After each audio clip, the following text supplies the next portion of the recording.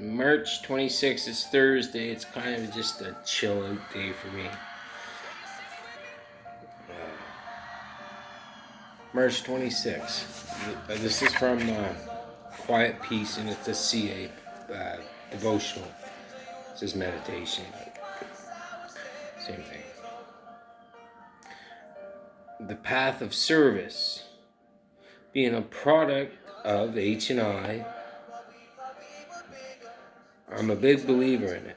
I spend a lot of time going to treatment and detox centers. It puts things into perspective for me because I relate to the guy sitting there in his foamy slippers, his eyes going different directions, shaking and sweating. And every once in a while, I meet somebody with 2 days, or then I'll see them years later, and they're still continuously sober. They've worked the steps, they're a sponsor, and they have a sponsor. It's an amazing process. Hope, Faith, and Courage, Volume 2, page 186.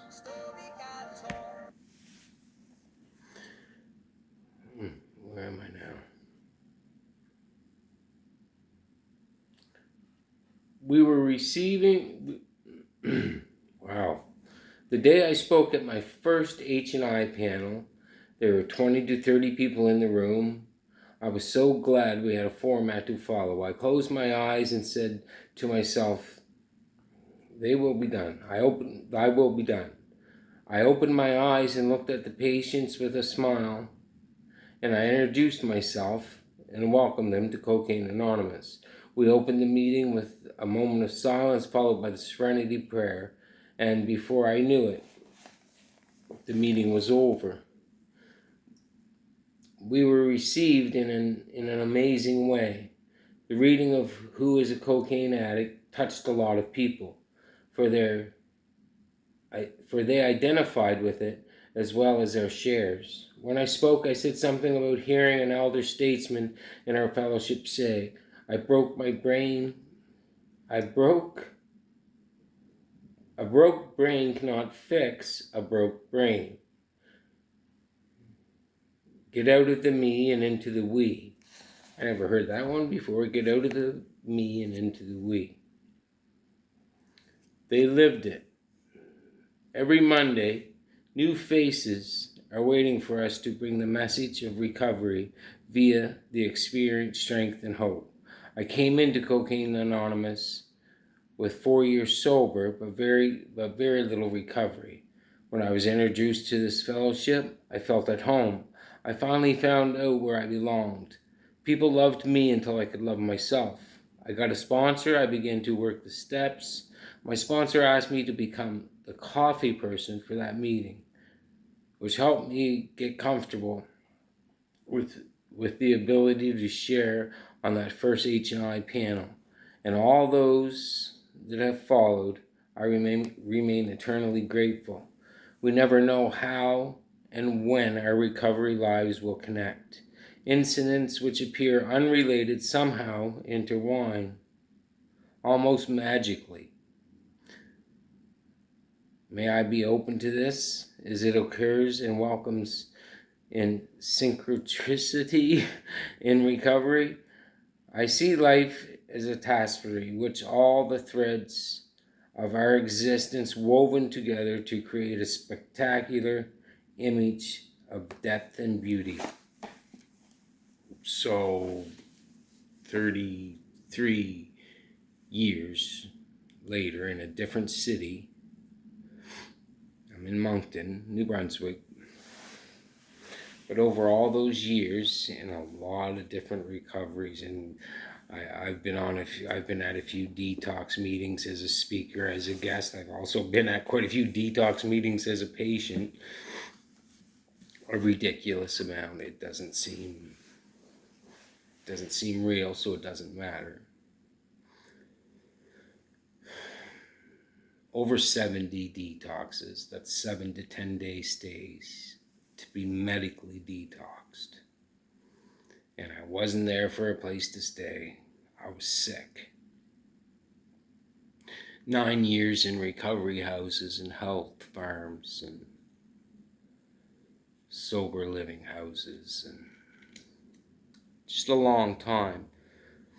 And I also did a lot of service work in that time too. Like a lot of that, obviously that time was sober. I never drank or used in any of those places. This old guy I respected one time, I never got involved. I never, yeah. Couple girlfriends and one girl I married. But that's 33 years. But the amount of people in this city, just this city, that I've met, either in the life using, or at a detox, or a farm, lone water farm, a health farm. The amount of people I've just met in this city, and that I've recognized, and I know I've heard speak. My first 3 months sober, I was taken to a roundup in Nova Scotia, and I was asked to get up, and someone handed me a microphone, and I was to speak on service work, and I didn't want to go back over all the years. So just up until that point, I mean, I'd go to this noon hour meeting we have here, and just every day I took it upon myself to do the dishes at the end of the meeting. And when I first started going to Alcoholics Anonymous in NCA, or NA, there was no CA. There was this big place called the CYO, and I went so young. You hear the older guys talking about it, and they probably wonder, well, how's he remember? He's kind of young to remember that. But I walked into the CYO, and it was before the Allison group, I think. Before it opened up, there's this bunch of old guys playing crib, and you literally could see the fog of smoke. Like you could duck down through the smoke and sit at a long table and play some crib. And I think maybe it was around then I thought, yeah, I can do this. This ain't bad. Because I grew up in the country, kitchen parties, and the adults, kitchen parties and crib boards and guitars and cigarette smoke and cuss words. That's basically what I walked into. But then this meeting started. And these guys, and I just believed them. They just weren't making up stories. I could tell.